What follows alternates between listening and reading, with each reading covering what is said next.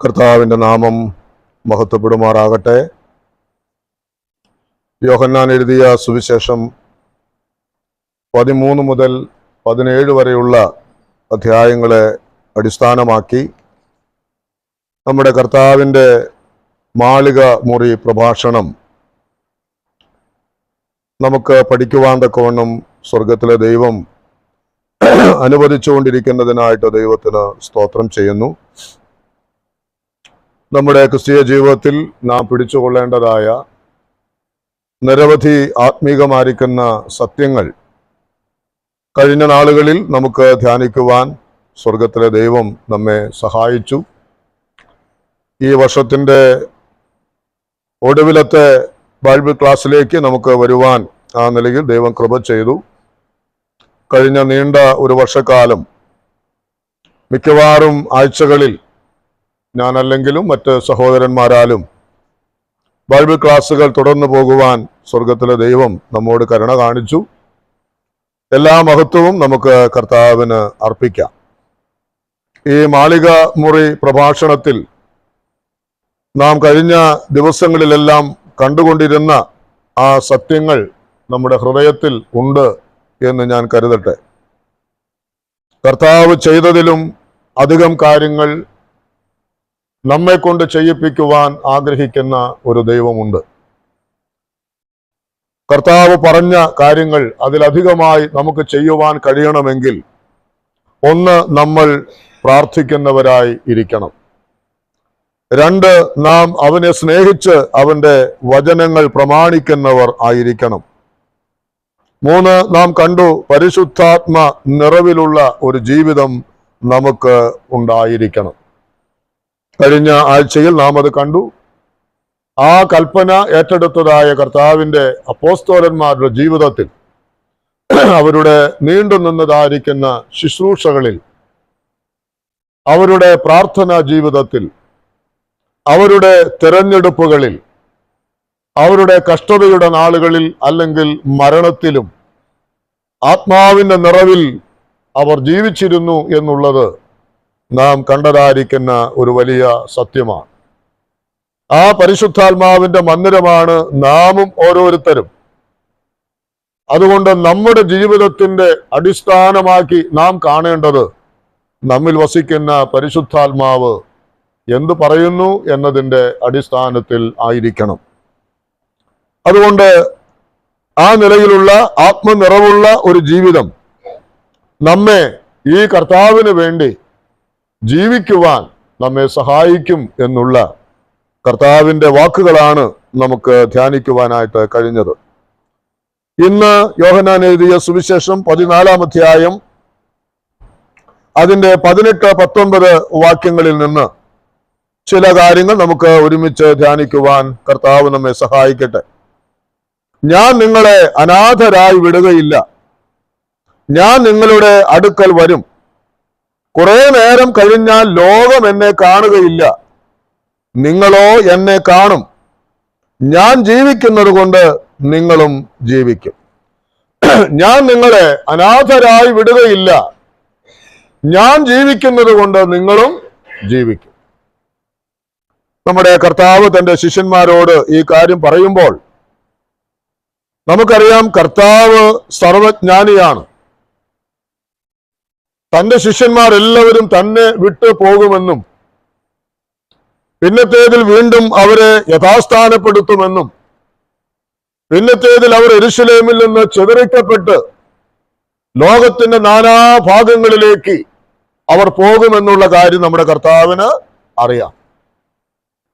അവർ ആയിരിക്കുന്ന ഓരോ സാഹചര്യങ്ങളിലും അവർ നിന്ദിക്കപ്പെടുവാനും ഒറ്റപ്പെടുവാനും കൊല്ലപ്പെടുവാനും ഒക്കെയുള്ള സാധ്യത ആർക്കറിയാം? നമ്മുടെ കർത്താവിന് നന്നായിട്ട് അറിയാം. എന്നാൽ ഇപ്പോൾ ഈ സാഹചര്യത്തിൽ അവരോട് പറയുന്നത് നമുക്കറിയാം, ഞാൻ പിതാവിന്റെ അടുക്കൽ പോകുന്നു. അത് അവരെ മാനസികമായ ഒരു വിഷമത്തിലാക്കിയിട്ടുണ്ട് എന്നറിഞ്ഞ കർത്താവ് അവരെ ആശ്വസിപ്പിക്കുന്നതാണ് ഈ വാക്കുകൾ.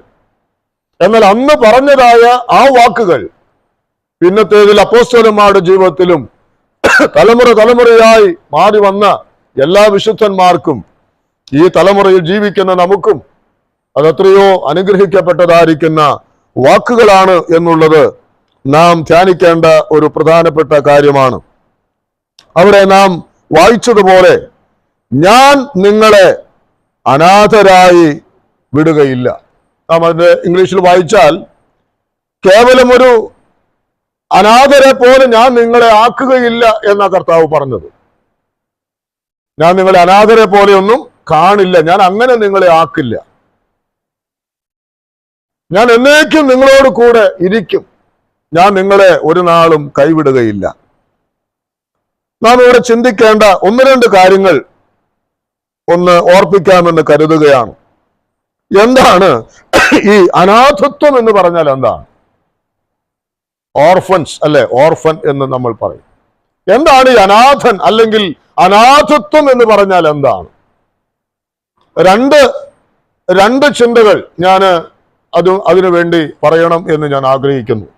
ഒന്നാമത്തെ ചിന്ത എന്ന് പറയുന്നത്, എല്ലാം ഉണ്ടായിരുന്ന ഒരു വ്യക്തി, മാതാപിതാക്കളും സഹോദരങ്ങളും ബന്ധുക്കളും എല്ലാം ഉണ്ടായിരുന്ന ഒരു വ്യക്തി, ഒരു സുപ്രഭാതത്തിൽ അതെല്ലാം അവനോ അല്ലെങ്കിൽ അവൾക്കോ നഷ്ടമാകുമ്പോൾ ആ വ്യക്തിയെക്കുറിച്ച് നമ്മൾ എന്ത് പറയും?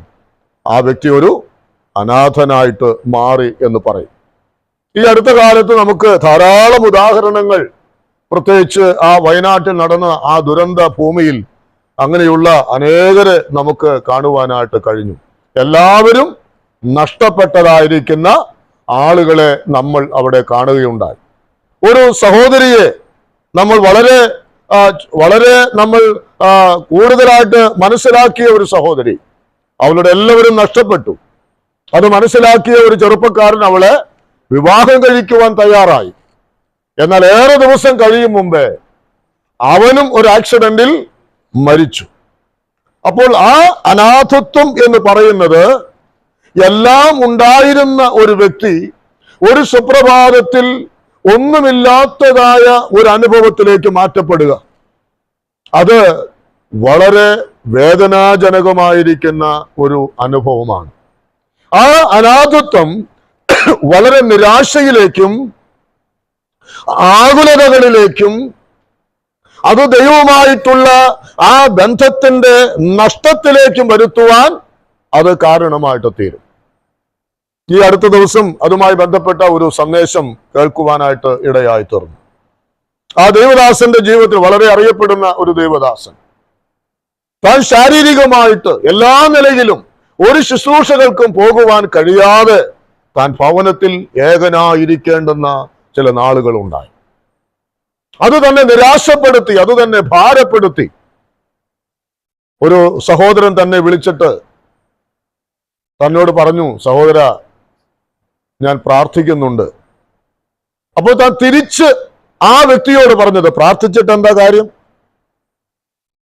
ഞാൻ ഇന്ന് ആയിരിക്കുന്ന ഈ അവസ്ഥയിൽ ഞാൻ പ്രാർത്ഥിച്ചിട്ട് എന്ത് കാര്യം? ഇതാരാ പറയുന്നതെന്ന് അറിയാമോ? വളരെ വർഷങ്ങളായി കർത്താവിന് വേണ്ടി അധ്വാനിക്കുന്ന, അനേകരെ പ്രോത്സാഹിപ്പിക്കുന്ന ഒരു ദൈവദാസനാണ് താൻ. തൻ്റെ വാക്കുകൾ തന്നെയാണ് ഞാൻ ഇത് പറയുന്നത്. എന്നാൽ പിന്നത്തേതിൽ അയ്യോ, അങ്ങനെ പറഞ്ഞത് ശരിയായില്ല എന്ന ബോധ്യം തനിക്കുണ്ടായി. അത് തന്നെ ഇന്നും വേട്ടയാടുന്നു ആ പറഞ്ഞ വാക്കുകൾ എന്നാണ് താന് പറയുണ്ടായത്. അപ്പൊ ഞാൻ ഓർപ്പിച്ചത്, എത്ര കരുത്തന്മാരാണ്, ശക്തന്മാരാണ് എന്ന് പറഞ്ഞാലും ചില സമയങ്ങളിൽ നാം അനുഭവിക്കുന്നതായ അനാഥത്വം അത് നമ്മെ വളരെ ഭാരപ്പെടുത്തുന്നതാണ്, അത് നമ്മെ നിരാശപ്പെടുത്തുന്നതാണ്. ഒരുപക്ഷെ ദൈവവുമായിട്ടുള്ള ആ ബന്ധത്തിന് വളരെ അകൽച്ച ഉണ്ടാക്കുന്നതാണ് എന്നുള്ളത് നാം മനസ്സിലാക്കേണ്ട ഒരു കാര്യമാണ്. ഒരുപക്ഷെ അതിനേക്കാൾ കഠിനമേറിയ ഒരു അനാഥത്വമുണ്ട്. അതെന്താണെന്നറിയാമോ? എല്ലാവരും ഉള്ളപ്പോൾ തന്നെ ഒറ്റപ്പെടുന്നതായ ഒരവസ്ഥ. അപ്പനുണ്ട്, അമ്മയുണ്ട്, സഹോദരങ്ങളുണ്ട്, ഭർത്താവുണ്ട്, അല്ലെങ്കിൽ ഭാര്യയുണ്ട്, മക്കളുണ്ട്. ഇതെല്ലാവരും ഉള്ളപ്പോൾ തന്നെ തികച്ചും ഒരു അനാഥത്വം അനുഭവിക്കുന്ന, ആരുമില്ലാതിരിക്കുന്ന ഒരനുഭവം. അത് നേരത്തെ പറഞ്ഞതിനേക്കാളും വേദനാജനകം തന്നെയാണ്. അതുണ്ടാക്കുന്ന മാനസിക സംഘർഷങ്ങൾ ചെറുതല്ല. അത് അനുഭവിച്ചവർക്ക് മാത്രമേ അത് അറിയുവാനായിട്ട് സാധിക്കുകയുള്ളൂ. അപ്പോൾ ആ നിലയിലുമുള്ളതായ ഒരു അനാഥത്വമുണ്ട് എന്നുള്ള ആ വസ്തുത കൂടെ നമ്മൾ മനസ്സിലാക്കേണ്ട ഒരു കാര്യമാണ്. അപ്പോൾ അനാഥത്വം എന്ന് പറഞ്ഞാൽ ഒന്നാമത് നാം കണ്ടു, ഉണ്ടായിരുന്നതെല്ലാം നഷ്ടമായി ഏകനായി മാറുന്നതായ, അല്ലെങ്കിൽ ഒരു അനാഥനായി മാറുന്ന അവസ്ഥ. രണ്ടാമത്തേത്, എല്ലാം ഉള്ളപ്പോൾ തന്നെ ഒരു അനാഥനെ പോലെ ആയിത്തീരേണ്ടുന്നതായ അവസ്ഥ. ഇത് രണ്ടും ഒരു വ്യക്തിയെ സംബന്ധിച്ച് വേദനിപ്പിക്കുന്നതായ അനുഭവങ്ങളാണ്. ഇനി അതുമായി ബന്ധപ്പെട്ട് ചില കാര്യങ്ങൾ കൂടെ ഞാൻ പറയാൻ ആഗ്രഹിക്കുന്നു. ഈ അനാഥത്വം ഉണ്ടാക്കുന്നതായ പ്രത്യാഘാതങ്ങൾ എന്താണ്? ഈ അനാഥത്വങ്ങൾ തിരുവചനത്തിലൂടെ തന്നെ നമുക്ക് ചില കാര്യങ്ങൾ അതുമായിട്ട് നമുക്ക് ധ്യാനിക്കാം. ഈ അനാഥത്വം അല്ലെങ്കിൽ ഒറ്റപ്പെടുന്നതായ അവസ്ഥ, അനാഥനെ പോലെ ആകുന്നതായ ആ അവസ്ഥ നമ്മിൽ ഉണ്ടാക്കുന്നതായ പ്രത്യാഘാതങ്ങൾ. 102 സങ്കീർത്തനത്തിന്റെ 7-ാമത്തെ വാക്യം ഒന്ന് നമുക്ക് വായിക്കാം. 102 സങ്കീർത്തനത്തിന്റെ 7-ാമത്തെ വാക്യത്തിൽ നാം എന്താണ് വായിക്കുന്നത്? 102 സങ്കീർത്തനം 7-ാം വാക്യം, ഞാൻ ഉറക്കളച്ചിരിക്കുന്നു, വീട്ടിൻ മുകളിൽ തനിച്ചിരിക്കുന്ന കുരിയിൽ പോലെ ആകുന്നു. എന്ന് പറഞ്ഞാൽ അവന്റെ വ്യക്തിപരമായ ജീവിതം എങ്ങനെയാണിപ്പോ? തനിച്ചിരിക്കുന്ന ഒരു കുരികിലിനെ പോലെ, വീടിന്റെ മുകളിൽ തനിച്ചിരിക്കുന്നതായ ഒരു കുരികിലിനെ പോലെ താനിപ്പോൾ ആയിരിക്കുന്നു. ഒരു ദൈവദാസൻ എഴുതുന്ന സങ്കീർത്തനമാണ്. ആ അവസ്ഥയെക്കുറിച്ച് താൻ താഴെ വിവരിക്കുന്ന കാര്യം എന്താണെന്നറിയോ? ഞാൻ അധികം വിശദീകരിക്കുന്നില്ല. അതിന്റെ 8-ാം വാക്യത്തിൽ നാം വായിക്കുന്നുണ്ട്, ശത്രുക്കൾ എന്നെ നിന്ദിക്കുന്നു, എന്നോട് ചീറുന്നവർ എന്റെ പേര് ചൊല്ലി ശപിക്കുന്നു, ഞാൻ അപ്പം പോലെ ചാരം തിന്നുന്നു, എന്റെ പാനീയത്തിൽ കണ്ണുനീർ കലക്കുന്നു. അപ്പൊ തനിച്ചിരിക്കുന്ന കുരികിലിനെ പോലെ അനാഥത്വം അനുഭവിക്കുന്ന ഒരു വ്യക്തിയെ നോക്കി 2 തരത്തിലുള്ളതായ പ്രത്യാഘാതങ്ങൾ ഉണ്ടാകാം. ഒന്നാമത്തേത്, ആ വ്യക്തിയോട് സഹതപിക്കുന്നവർ കാണാം. അയ്യോ, എന്നാലും ആ വ്യക്തിക്ക് അത് സംഭവിച്ചല്ലോ. എന്നാൽ മിക്കവാറും സ്ഥലങ്ങളിൽ സംഭവിക്കുന്ന നേരെ തിരിച്ചാ. നാം ഇവിടെ വായിച്ചതുപോലെയാണ്. ആളുകൾ എന്ത് ചെയ്യുന്നു? ആളുകൾ അവനെ നിന്ദിക്കുന്നു, ആളുകൾ അവനെ ശപിക്കുന്നു, ആളുകൾ അവനെ ഒറ്റപ്പെടുത്തുന്നു. നാം അവിടെ വായിച്ചതുപോലെ ചാരം തിന്നേണ്ടി വരുന്ന, കണ്ണുനീർ കുടിക്കുന്ന വെള്ളത്തിലും കണ്ണുനീർ കലങ്ങുന്നത് പോലുള്ള അനുഭവങ്ങൾ. ഇതെപ്പോഴാ സംഭവിക്കുന്നത്? അനാഥത്വം മറ്റുള്ളവർ വാക്കുകളാൽ, അവരുടെ പ്രവൃത്തികളാൽ നമ്മെ എന്ത് ചെയ്യുന്നു?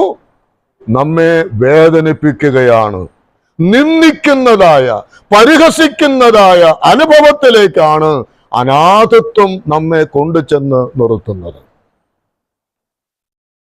22-ാം സങ്കീർത്തനത്തിലേക്ക് നാം വന്നാൽ അതിന്റെ 6 മുതൽ 8 വരെയുള്ളതായ വാക്യങ്ങളിൽ നമ്മുടെ കർത്താവിനെ കുറിച്ച് പറയുമ്പോൾ ചില വാക്കുകൾ അവിടെ പറയുന്നത്, ഞാനോ മനുഷ്യനല്ല, ഒരു കൃമിയത്രേ, മനുഷ്യരുടെ ധിക്കാരവും ജനത്താൽ നിന്ദിതനും തന്നെ. എന്നെ കാണുന്നവരൊക്കെയും എന്നെ പരിഹസിക്കുന്നു, അവർ അധരം മലർത്തി തല കുലുക്കുന്നു. യഹോവയെങ്കിൽ നിന്നെ തന്നെ സമർപ്പിക്ക, അവൻ അവനെ രക്ഷിക്കട്ടെ, അവൻ അവനെ വിടുവിക്കട്ടെ, അവനിൽ പ്രസാദമുണ്ടല്ലോ.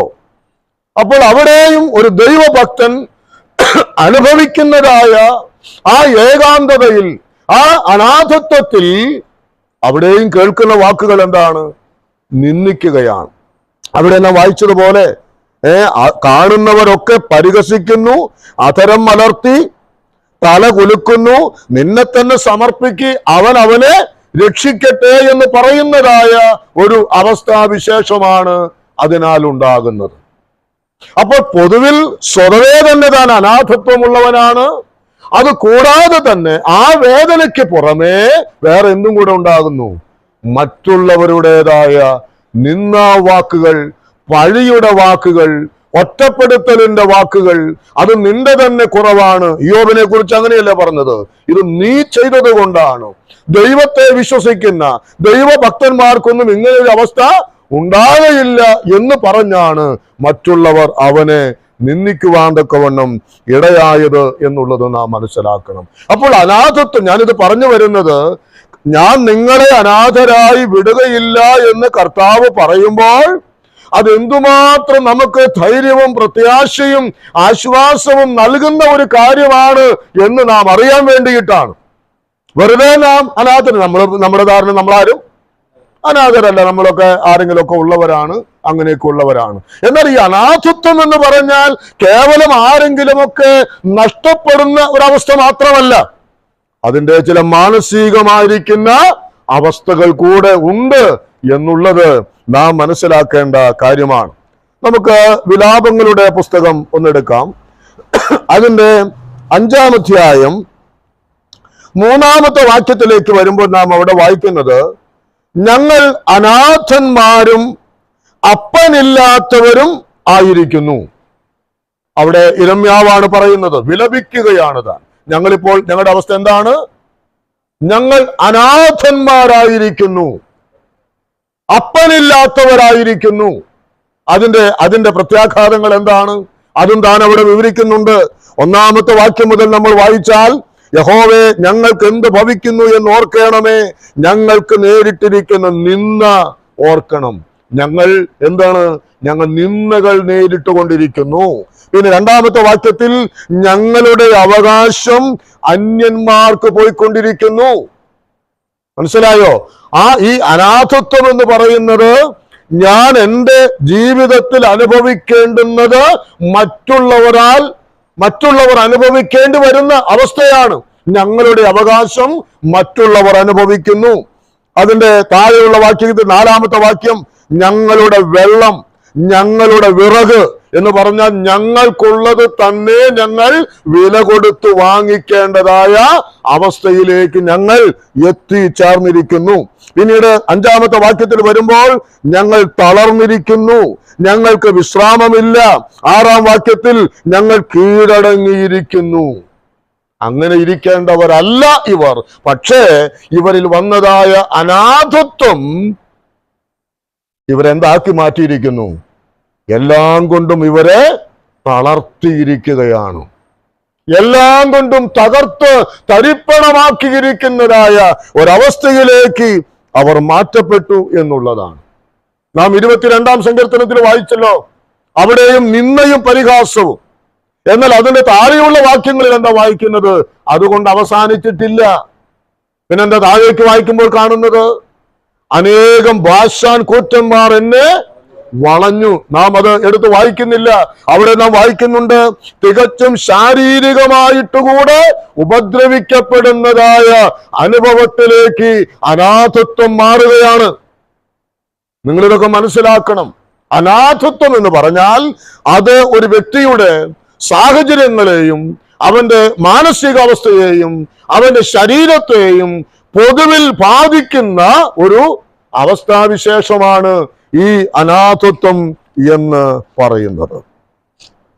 വിശ്രമമില്ലാത്തതായ ഒരു അനുഭവത്തിലേക്ക് അത് മാറ്റപ്പെടുന്നു. ഞാൻ ഈ വചനം ധ്യാനിച്ചുകൊണ്ടിരുന്നപ്പോൾ എൻ്റെ ഹൃദയത്തിലേക്ക് വന്ന ഒരു കാര്യം ഞാൻ പറയാം. ഇന്നത്തെ നമ്മുടെ ചുറ്റുപാടുകളിലേക്ക് നാം നോക്കിയാൽ, നമ്മുടെ വളർന്നു വരുന്ന ഒരു തലമുറയിലേക്ക് നാം നോക്കിയാൽ കാണുവാൻ കഴിയുന്ന ഒരു വലിയ അപകടമുണ്ട്. എല്ലാവരും ഉള്ളപ്പോൾ തന്നെ കേവലം ഒരു അനാഥത്വം അനുഭവിക്കേണ്ടി വരുന്നതായ കുഞ്ഞുങ്ങൾ നമ്മുടെ മധ്യേ ഇന്ന് വളരെ വലുതാണ്. ഞാനിത് പറയുമ്പോൾ നിങ്ങൾ ഗൗരവത്തോടുകൂടെ അത് മനസ്സിലാക്കണം. നമ്മുടെ മധ്യത്തിൽ മാത്രമല്ല, പൊതുവിൽ സംഭവിക്കുന്ന ഒരു കാര്യമാണ്. നമ്മുടെ മധ്യേയും അത് ഇന്ന് വർദ്ധിച്ചു വരികയാണ്. ഏത് കാര്യമെന്നല്ലേ? അനാഥത്വത്തിലേക്ക് കുഞ്ഞുങ്ങളെ കടത്തിവിടുന്നതായിരിക്കുന്ന മാതാപിതാക്കന്മാർ. എന്തിനാ അവർ അങ്ങനെ തള്ളിവിടുന്നത്? അവരുടെ സ്വാതന്ത്ര്യത്തിന്, അവരുടെ പണലാഭത്തിന്, അവരുടേതായിരിക്കുന്ന സുഖത്തിന് വേണ്ടി ഇന്നെന്താ ചെയ്യുന്നത്? ഒരു പ്രായവും പരിധിയൊക്കെ കഴിഞ്ഞാൽ ഒക്കെ നമുക്ക് മനസ്സിലാക്കാൻ കഴിയും. എന്നാൽ ജനിച്ചു വീഴുന്ന കുഞ്ഞുങ്ങളെ മുതൽ മാതാപിതാക്കളുടെ സുഖത്തിനും സൗകര്യത്തിനുമായി പണസമ്പാദനത്തിന്റെ ലക്ഷ്യത്തോടുകൂടെ തങ്ങളുടെ കുഞ്ഞുങ്ങളെ കൊണ്ട് എന്ന് എവിടെ ആക്കുകയാണ്? ബോർഡിങ്ങിന്റെ പേരിൽ. പിന്നെ അങ്ങനെ പല പേരുകളുണ്ടല്ലേ. പല പേരുകളിൽ ഇന്ന് കുഞ്ഞുങ്ങളെ പഠനത്തിനായിട്ടും അല്ലാതെയും കൊണ്ടു ചെന്ന് വിടുന്നതായ ഒരു അവസ്ഥ ഇന്നുണ്ട്. നിങ്ങൾ വിചാരിക്കുന്നുണ്ടോ ആ കുഞ്ഞുങ്ങൾ നേരത്തെ ആ വിലാപങ്ങളുടെ പുസ്തകത്തിൽ വായിച്ചതുപോലെ എല്ലാം ഉള്ളവരെ പോലെ കുടുംബത്തിൽ നിന്ന് മാതാപിതാക്കന്മാരുടെ സ്നേഹവും കരുതലും പരിചരണവും അനുഭവിക്കേണ്ടുന്ന കുഞ്ഞുങ്ങളാണ് എന്ത് ചെയ്യുന്നത്? അനാഥരെ പോലെ മറ്റുള്ളവരുടെ മുൻപാകെ കീഴടങ്ങിയിരുന്ന് അവർ കൊടുക്കുന്നത് കുടിക്കേണ്ടി വരുന്ന, അവർ പറയുന്നത് അനുസരിക്കേണ്ടി വരുന്ന ഗതികേടിലേക്ക് ഇന്നത്തെ തലമുറ മാറിപ്പോയിരിക്കുകയാണ്.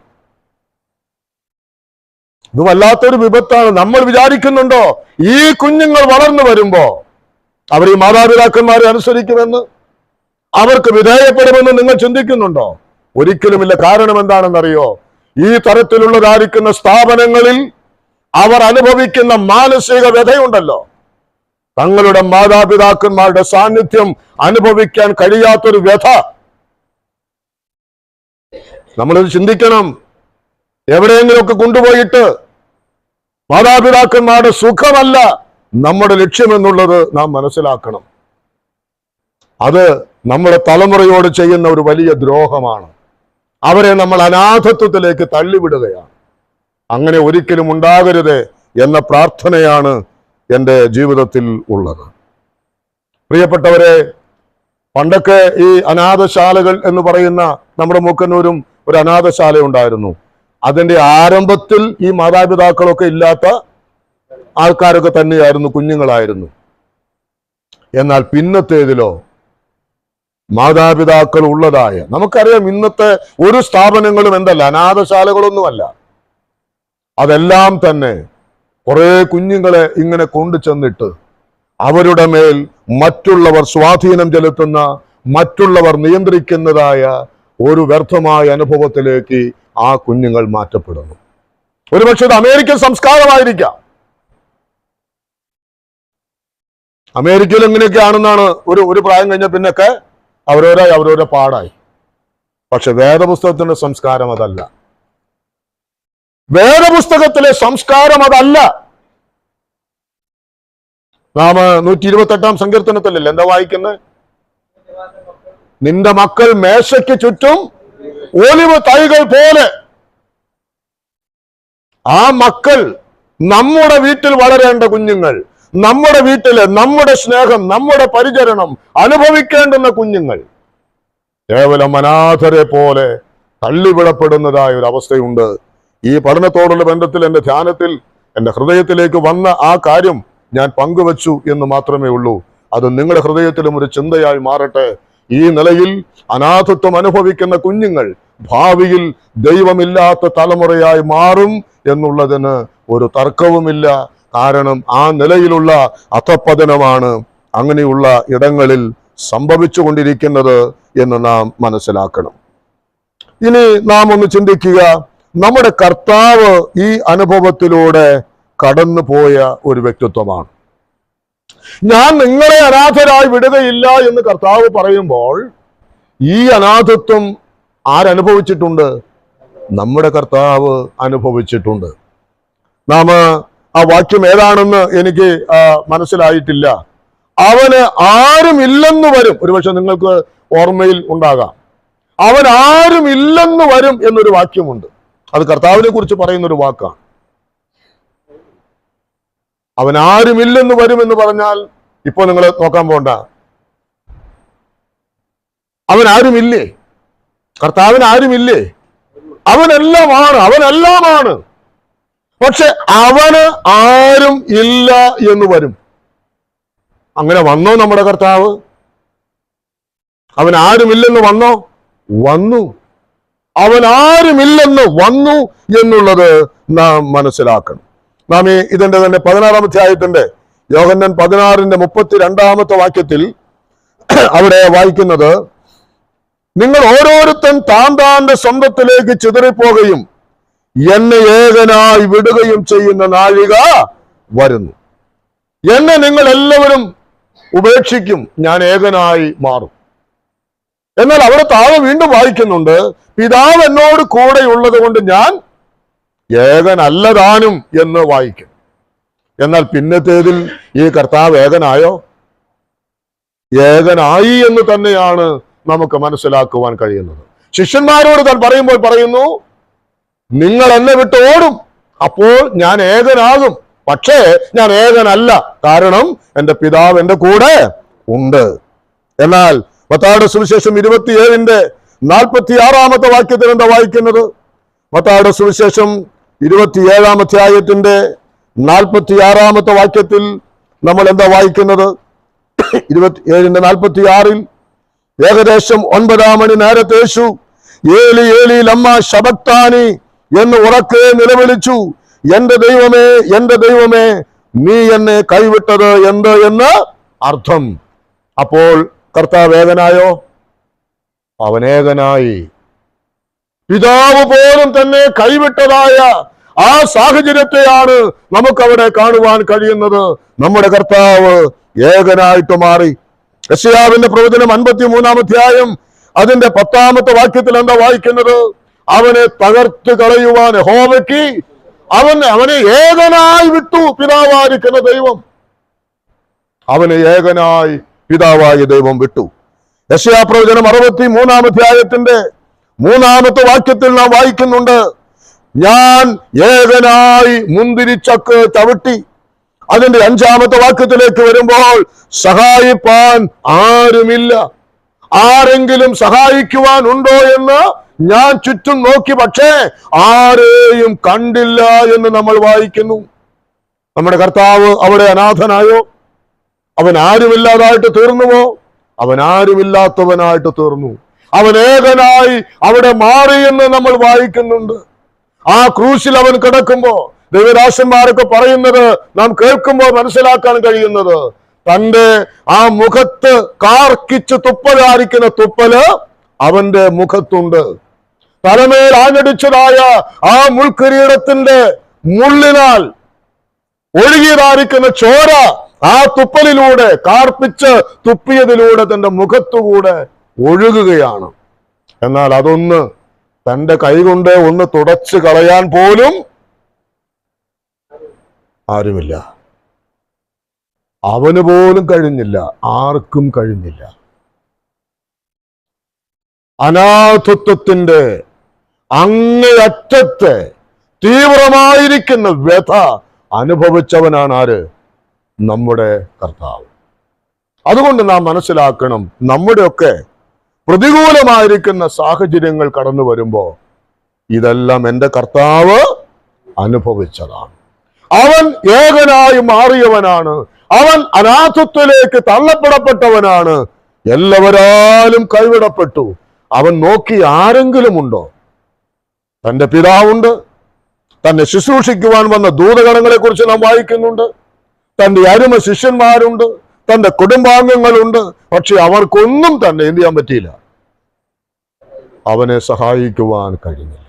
ഇങ്ങനെയുള്ള ഒരു അനുഭവത്തിലേക്ക് ഞാനും നിങ്ങളും ഒരുപക്ഷെ വന്നുകൂടായികയില്ല എന്നുള്ളത് നാം തിരിച്ചറിയേണ്ടതായ ഒരു കാര്യമാണ്.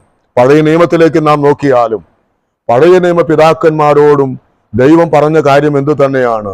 ഞാൻ നിങ്ങളെ ഒരു നാളും കൈവിടില്ല, ഞാൻ നിങ്ങളെ ഉപേക്ഷിക്കില്ല. ഓരോ പിതാക്കന്മാരോടുള്ള ബന്ധത്തിലും നമ്മൾ നോക്കിയാൽ അവരെ ആ നിലയിൽ കൈവിടാതെ സൂക്ഷിച്ചതായ കർത്താവിനെ നമുക്ക് കാണുവാൻ കഴിയും. അല്ലെങ്കിൽ അവരെ ചേർത്ത് പിടിക്കുന്ന കർത്താവിനെ നമുക്ക് കാണുവാനായിട്ട് കഴിയും. ഇവിടെ 14-ാം അധ്യായത്തിന്റെ 18-ാമത്തെ വാക്യത്തിൽ വായിക്കുന്നു, ഞാൻ നിങ്ങളെ അനാഥരായി വിടുകയില്ല, ഞാൻ നിങ്ങളുടെ അടുക്കൽ വരും എന്നുള്ളതാണ്. ഞാൻ നിങ്ങളുടെ അടുക്കൽ വരും. അനാഥത്വം അനുഭവിച്ചവനായ, ഇവിടെ ഇത് കർത്താവ് പറയുമ്പോൾ അനാഥത്വത്തിലേക്ക് കർത്താവ് പോയിട്ടില്ല.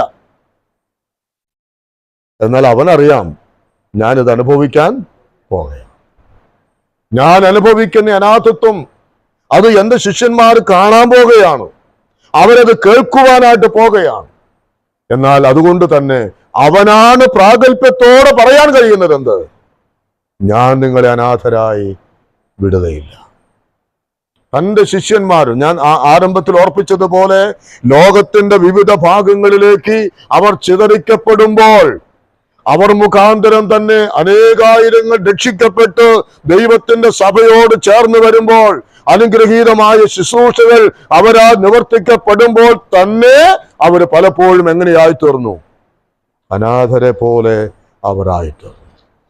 ഇത് നമുക്കും ഉള്ളതായിരിക്കുന്ന അനുഭവങ്ങളാണ് എന്നുള്ളത് നാം മനസ്സിലാക്കണം.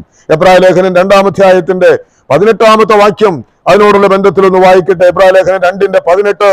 താൻ തന്നെ പരീക്ഷിതനായി കഷ്ടം അനുഭവിച്ചിരിക്കുകയാൽ പരീക്ഷിക്കപ്പെടുന്നവരെ സഹായിപ്പാൻ കഴിവുള്ളവനാണ്.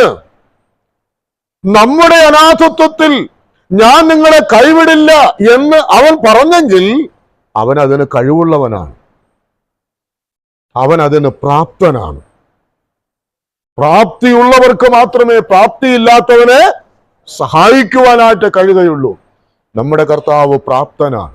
അതുകൊണ്ട് ഇന്ന് രാത്രി നമ്മുടെ ഉള്ളത്തിലേക്ക് കടന്നു വരേണ്ട ആ ചിന്ത എന്ത് എന്ന് ചോദിച്ചാൽ ഇങ്ങനെ ഞാൻ പറയട്ടെ, നമ്മെ ഒരിക്കലും അനാഥരായി വിടാത്ത ഒരു കർത്താവാണ് നമ്മോട് കൂടെ ഉള്ളത്.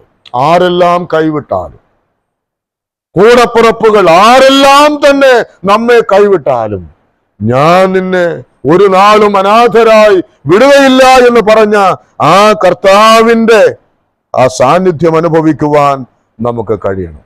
47-ാം സങ്കീർത്തനത്തിലാണ് നാം അവിടെ വായിക്കുന്നുണ്ട്, യഹോവ കഷ്ടങ്ങളിൽ ഏറ്റവും അടുത്ത തുണ. ആ സങ്കീർത്തനം വായിക്കും. 46-ാം സങ്കീർത്തനത്തിലാണ് നാം അത് വായിക്കുന്നത്. കർത്താവ് ഏറ്റവും അടുത്ത തുണയാണ്. അവരെ ഭക്തൻ കടന്നു പോകുന്നതായ മാനസികവും ശാരീരികവുമായ അനുഭവങ്ങളെ അവിടെ വിവരിക്കുന്നുണ്ട്. എന്നാൽ അവിടെ നാം വായിക്കുന്നത്, അതിന്റെ മധ്യത്തിൽ ഒരു നദിയുണ്ട്. ആ ഭക്തൻ പറയുന്നത്, യഹോവ എന്റെ ദുർഗമാകുന്നു, അവൻ അതുകാലത്തു തന്നെ അതിനെ സഹായിക്കും. അപ്പോൾ പ്രിയപ്പെട്ടവരെ, ദൈവത്തിന്റെ ആ സാന്നിധ്യം നമ്മുടെ ഏത് പ്രയാസവേളകളിലും ഉണ്ടാകും എന്നുള്ളത് നമുക്ക് മനസ്സിലാക്കുവാൻ കഴിയും. അതുകൊണ്ടാണ് അവൻ പറഞ്ഞത്, ഞാൻ നിങ്ങളെ അനാഥരായി വിടുകയില്ല എന്ന് പറഞ്ഞങ്ങ് വിടുകയല്ല. അടുത്ത വാക്ക് പറയുന്നത് എന്താണ്? ഞാൻ നിങ്ങളുടെ അടുക്കൽ വരും.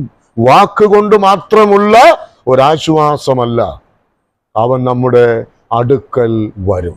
അവന്റെ സാന്നിധ്യം നമുക്ക് അനുഭവിക്കുവാൻ കഴിയുന്ന, അവന്റെ വാക്കുകൾ കേൾക്കുവാൻ കഴിയുന്ന, അവന്റെ സ്പർശനം അനുഭവിക്കുവാൻ കഴിയുന്ന തലത്തിലേക്ക് ദൈവം നമ്മെ കൊണ്ടുവരും. കഴിഞ്ഞ ഞായറാഴ്ച അതാണല്ലോ നമ്മൾ കേട്ടുകൊണ്ടിരുന്നത്. യോഹന്നാൻ അപ്പോസ്തലനോടുള്ള ബന്ധത്തിൽ, ആ പ്രയാധിക്യത്തിൽ അനാഥത്വം അനുഭവിച്ച ആ ദൈവവൃത്യന്റെ മേൽ നമ്മുടെ കർത്താവ് വന്ന് അവനെ കരങ്ങൾ വെച്ചു, അവനെ ധൈര്യപ്പെടുത്തി, അവനെ എഴുന്നേൽപ്പിച്ചതുപോലെ നമ്മെ അനാഥനായി വിടാത്ത ഒരു ദൈവമാണ് നമ്മുടെ ദൈവം എന്ന് പറയുന്നത്. ഇത് ഞാൻ ചേർത്തപ്പോൾ എൻ്റെ ബാല്യകാലമൊക്കെ ഞാനിങ്ങനെ ഓർത്തു. നിങ്ങൾക്കൊക്കെ അറിയാവുന്ന കാര്യമായതുകൊണ്ട് ഞാനത് വിവരിക്കുന്നില്ല. ഒരുപക്ഷെ ആ നാളുകളിൽ ഒരുപാട് പേര് കരുതുന്നവർ ഒരുപക്ഷെ ഉണ്ടായിരുന്നിരിക്കാം. എന്നാൽ എൻ്റെ ഹൃദയത്തിലെ അനാഥത്വത്തിന് പരിഹാരം വന്നത് എൻ്റെ യേശു കർത്താവിനെ ഞാൻ ഹൃദയത്തിൽ സ്വീകരിച്ച നാൾ മുതലാണ്. കർത്താവിന് തുല്യം നിൽക്കുവാൻ, അല്ലെങ്കിൽ അവന് ചെയ്യുവാൻ കഴിയുന്ന ആ പരിഹാരം വേറെ ആർക്കും പരിഹരിക്കുവാൻ കഴിയില്ല. അങ്ങനെ വരുമ്പോ നമ്മൾ മനുഷ്യനിൽ ആശ്രയിക്കുവാനോ പ്രഭുക്കന്മാരിൽ ആശ്രയിക്കുവാനോ നമ്മൾ പോകയില്ല. പ്രിയപ്പെട്ടവരെ, നമ്മുടെ അനാഥത്വത്തിൽ നമ്മോട് കൂടെ വന്ന്, ഞാൻ നിങ്ങളെ ഒരു നാളും അനാഥരായി വിടുകയില്ല, ഞാൻ നിങ്ങളോട് കൂടെ വരും എന്ന് പറഞ്ഞ ആ കർത്താവിൽ നമുക്ക് ആശ്രയിക്കാം. അവനായിട്ട് കൂടുതൽ പ്രവർത്തിപ്പാൻ ഇത് ഒരു മുഖാന്തരമായി മാറട്ടെ. രണ്ടാമത്തേത് 14-ാം അധ്യായത്തിന്റെ 19-ാമത്തെ വാക്യത്തിലേക്ക് വരുമ്പോൾ, 14-ാം അധ്യായം അതിന്റെ 19-ാമത്തെ വാക്യത്തിൽ എന്താ വായിക്കുന്നത്? കുറെ നേരം കഴിഞ്ഞാൽ ലോകം എന്നെ കാണുകയില്ല, നിങ്ങളോ എന്നെ കാണും. ഞാൻ ജീവിക്കുന്നത് കൊണ്ട് നിങ്ങളും ജീവിക്കും. കുറെ നേരം കഴിഞ്ഞാൽ ലോകം എന്നെ കാണില്ല. ഇപ്പൊ ലോകം എന്നെ കാണുന്നു, പക്ഷെ കുറച്ചു നേരത്തേക്ക് നിങ്ങൾ എന്നെ കാണില്ല. പക്ഷെ കുറെ നേരം കഴിയുമ്പോൾ ലോകം എന്നെ കാണില്ല, നിങ്ങൾ എന്നെ കാണും. അവിടെ വായിക്കുന്ന അടുത്ത വാക്ക് എന്താണ്? ഞാൻ ജീവിക്കുന്നത് കൊണ്ട് നിങ്ങളും ജീവിക്കും. നാം ഒരു കാര്യം മനസ്സിലാക്കേണ്ടത്, നമ്മുടെ കർത്താവ് ജീവിച്ചിരുന്നപ്പോൾ, അതായത് ഇവിടെ താൻ ജീവിച്ചിരുന്ന ആ നാളുകളിൽ താൻ പറഞ്ഞതായിരിക്കുന്ന എല്ലാ വാക്കുകളും സത്യമായിരുന്നു. ഒരു കാര്യത്തിൽ പോലും അതിൽ നീതികേട് എന്ന് പറയുന്നത് ഉണ്ടായിട്ടില്ല. കർത്താവ് പറഞ്ഞു, എന്നിൽ വിശ്വസിക്കുന്നവൻ മരിച്ചാലും ജീവിക്കും. ഞാൻ തന്നെ പുനരുത്ഥാനവും ജീവനും ആകുന്നു. അങ്ങനെ അവൻ പറഞ്ഞതായിരിക്കുന്ന ഓരോ വാക്കുകളും തൻ്റെ ജീവിതത്തിലൂടെ വെളിപ്പെടുത്തി തന്നവനാണ് ആര്? ഈ കർത്താവ്. അവൻ എന്തെല്ലാം വാക്തത്വം ചെയ്തുവോ അതെല്ലാം തന്നെ ഈ ലോകത്തിന്റെ മുൻപിൽ പ്രദർശിപ്പിച്ചിട്ടാണ് അവൻ സ്വർഗാരോഹണം ചെയ്തത്. ഒന്നിലും അവനൊരു പിഴവ് സംഭവിച്ചിട്ടില്ല. പരിശുദ്ധാത്മാവ് നിങ്ങളുടെ മേൽ വരുമ്പോൾ നീതിയെക്കുറിച്ച് വെളിപ്പെടുത്തും. അങ്ങനെ അത് നമ്മൾ കണ്ട കാര്യമാണ്. അവിടെ നീതി എന്നുള്ളത്, നിങ്ങൾ ഇനി എന്നെ കാണാതിരിക്കുകയും ഞാൻ പിതാവിന്റെ അടുക്കൽ പോവുകയും ചെയ്യുന്നത് കൊണ്ട് നീതിയെക്കുറിച്ച് പരിശുദ്ധാത്മാവ് നിങ്ങളെ ബോധം വരുത്തുമെന്നാണ്, ലോകത്തിന് ബോധം വരുത്തുമെന്നാണ്. എന്താ പറഞ്ഞതിന്റെ അർത്ഥം? ഞാൻ ചെയ്തതായ കാര്യങ്ങളെല്ലാം തന്നെ, അല്ല, ഞാൻ പറഞ്ഞതായ വാക്കുകളെല്ലാം തന്നെ അത് ദൈവസന്നിധിയിൽ നീതിയുള്ളതായിരുന്നു, സത്യമുള്ളതായിരുന്നു. അതാണ് പരിശുദ്ധാത്മാവ് ആരെ ബോധ്യപ്പെടുത്തുന്നത്? ലോകത്തെ ബോധ്യപ്പെടുത്തുകയാണ്. അവൻ ജീവിച്ചിരുന്നപ്പോൾ 33.5 വർഷക്കാലം അവൻ ഈ ഭൂമിയിൽ ജീവിച്ചിരുന്നപ്പോൾ എന്തെല്ലാം പറഞ്ഞുവോ അതങ്ങനെ തന്നെ നിറവേറ്റിയവനാണ് അവൻ എന്നുള്ള കാര്യമാണ് പരിശുദ്ധാത്മാവ് ആർക്ക് ബോധം വരുത്തി കൊടുക്കുന്നത്? ഈ ലോകത്തിനും നമുക്കും. അതുകൊണ്ട് ഞാൻ ജീവിക്കുന്നത് കൊണ്ട് നിങ്ങളും ജീവിക്കുമെന്ന് അവൻ പറഞ്ഞ വാക്കും നമുക്ക് എന്ത് ചെയ്യാം? നമുക്ക് വിശ്വസിക്കാം. അല്പം ഭൂമി ഉള്ളതുകൊണ്ട് ഞാൻ എങ്ങനെയെങ്കിലും ജീവിച്ചു പോകും, ഒരു ചെറിയ ജോലി ഉള്ളതുകൊണ്ട് ഞാൻ എങ്ങനെയെങ്കിലും ജീവിച്ചു പോകും, അല്പം ആരോഗ്യമുള്ളതുകൊണ്ട് ഞാൻ എങ്ങനെയെങ്കിലും ജീവിച്ചു പോകും എന്നല്ല നമ്മൾ കരുതേണ്ടത്. പിന്നെ എങ്ങനെയാണ്? അവൻ ജീവിക്കുന്നത് കൊണ്ട് ഞാനും ജീവിക്കും. കാരണം ഈ പറഞ്ഞതെല്ലാം ഇന്നല്ലെങ്കിൽ നാളെ എപ്പോ വേണമെങ്കിലും നമ്മെ വിട്ടു പോകാം. അതെല്ലാം തീർന്നു പോയാലും ഞാൻ ജീവിക്കുന്നു എന്ന് നമ്മുടെ കർത്താവ് സാക്ഷ്യം പറഞ്ഞിട്ടുണ്ട്. അവൻ അങ്ങനെ തന്നെയാണ്. മരണത്തെ ജയിച്ച് അവൻ ഉയർത്തെഴുന്നേറ്റ് ജീവിക്കുന്നു. ആ കർത്താവ് നമ്മോട് കൂടെ ഉണ്ട്. അവൻ ജീവിക്കുന്നത് കൊണ്ട് നാമും ജീവിക്കും.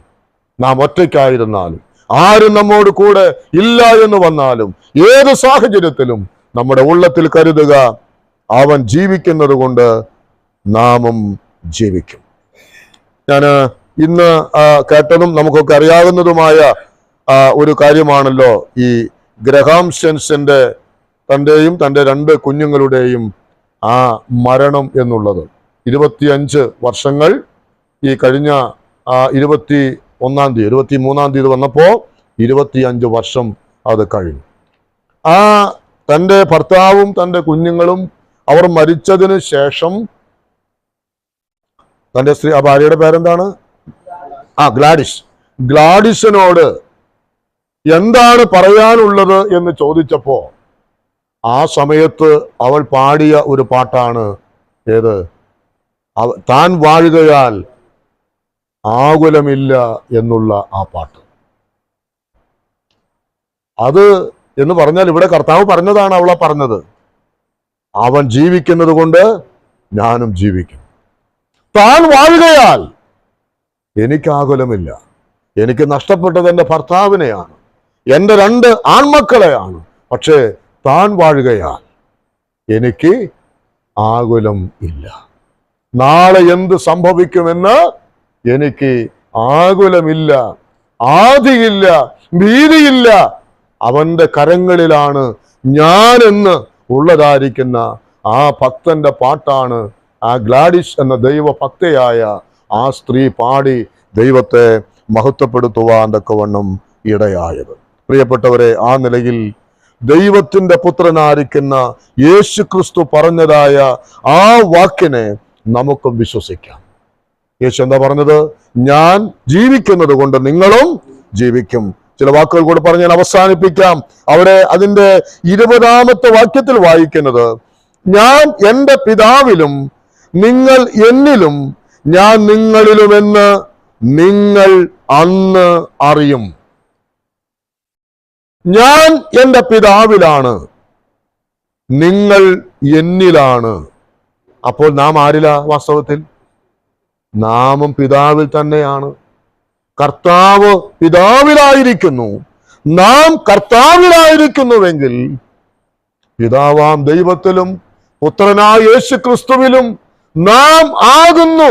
എന്നിട്ട് നാം അവിടെ വായിക്കുന്നത്, അങ്ങനെ ആകുന്നു എന്ന് നിങ്ങൾ അന്ന് അറിയും. എന്നറിയും? ഇതുപോലുള്ളതായിരിക്കുന്ന അനാഥത്വങ്ങൾ വരുമ്പോൾ, എല്ലാവരും പിരിഞ്ഞു പോകും എന്ന് തോന്നുന്ന വേളകളിൽ എൻ്റെ സാന്നിധ്യവും എൻ്റെ കരവും നിങ്ങൾ അനുഭവിക്കുമ്പോൾ അന്ന് നിങ്ങൾ അറിയും, ഞാൻ ആരിലാ? ഞാൻ എൻ്റെ കർത്താവിലാണ്. എൻ്റെ കർത്താവ് ആരിലാണ്? അവൻ പിതാവാം ദൈവത്തിലാണ്. അതുകൊണ്ട് എനിക്കൊന്നിനെ കുറിച്ചും ഭാരപ്പെടേണ്ടതായി ഇല്ല. അപ്പോൾ പ്രിയമുള്ളവരെ, ചില കാര്യങ്ങളൊക്കെ ഇങ്ങനെ ശാന്തമായിട്ടൊക്കെ മുൻപോട്ട് പോകുമ്പോൾ നമുക്ക് വേണ്ടത്ര രുചിച്ചറിയുവാൻ കഴിയണമെന്ന് നിർബന്ധമില്ല.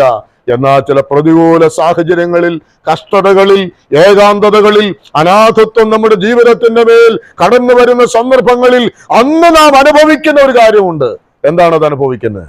ഞാൻ എൻ്റെ കർത്താവിലാണ്, അവൻ എന്നെ അനാഥനായി വിടുകയില്ല, ഞാൻ ഒറ്റയ്ക്കല്ല, എൻ്റെ കർത്താവ് എൻ്റെ കൂടെയുണ്ട് എന്നുള്ളതായ ആ തികഞ്ഞ ബോധ്യം. കർത്താവ് നമ്മെ സഹായിക്കട്ടെ. ഈ ദൈവവചനധ്യാനം നമ്മുടെ ഹൃദയത്തെ ധൈര്യപ്പെടുത്തുവാൻ, പ്രത്യാശ വർദ്ധിപ്പിക്കുവാൻ കാരണമായിട്ട് തീരട്ടെ. നമ്മുടെ കർത്താവ് നമ്മെ അനാഥനായി വിടുകയില്ല. നമ്മുടെ കർത്താവ് ജീവിക്കുന്നത് കൊണ്ട് നമ്മളും ജീവിക്കും. ഇത് നമ്മുടെ ക്രിസ്തീയ ജീവിതത്തിൽ അനുദിനവും അനുഭവിച്ചറിയുവാൻ ദൈവത്തിന്റെ പരിശുദ്ധാത്മാവ് നമ്മെ സഹായിക്കട്ടെ. ദൈവനാമം വാഴ്ത്തപ്പെടുമാറാകട്ടെ.